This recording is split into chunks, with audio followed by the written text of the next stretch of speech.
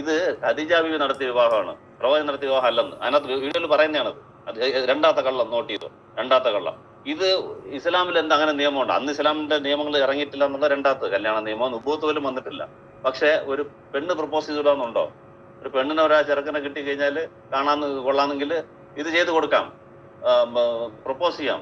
അതിന്റെ വലിയാണ് പോയിട്ട് അത് സംസാരിച്ചേണ്ടത്. നേരെ പോയി കല്യാണം സംസാരിക്കരുതെന്ന് മാത്രമേ ഉള്ളൂ. ഇഷ്ടപ്പെടുന്ന ഈ ചെറുക്കനെ ഇഷ്ടമാണ്, എനിക്ക് കെട്ടിച്ചതാന്ന് പറഞ്ഞാൽ ആരും തെറ്റുമില്ല. അത് വലിയൊരു തെറ്റാക്കി ഇവിടെ ലിയാഖത്തിലേക്ക് കാണിക്കുകയാണ്. എന്താണ് നമ്മൾ സ്വന്തം നിലയ്ക്കല്ല, ഇത് ഖദീജ ബീവി നടത്തിയത്. അത് അതിനകത്തെല്ലാം ഒരു കുത്തുപോലെ. അപ്പം ഇതൊക്കെ കാരണമാണ് ഞാൻ പറഞ്ഞത് ഇയാൾ കിളി പോയി കിടക്കുകയാണെന്നുള്ളത്. ഒരു പക്വതയില്ലാത്ത വിമർശനങ്ങൾ. ഖുറാനിൽ നിന്ന് ആയത്ത് കാണിച്ചിട്ട് കണ്ട ഈ ആയത്ത് ശരിയല്ല, അങ്ങനെയുള്ള സ്റ്റാൻഡേർഡ് വിമർശനമാണെങ്കിൽ നമ്മൾ ഈ റൂമ് ഇടത്തില്ലായിരുന്നു. വേറെ ലൈവിന് വേറെ എന്തെങ്കിലും ഇസ്ലാമിക ടോപ്പിക് എടുത്തിട്ട് ലൈവ് ഇട്ടിട്ട് പോയാൽ ഇത് വെറുതെ ഒരു കോപ്രായം കാണിക്കണം.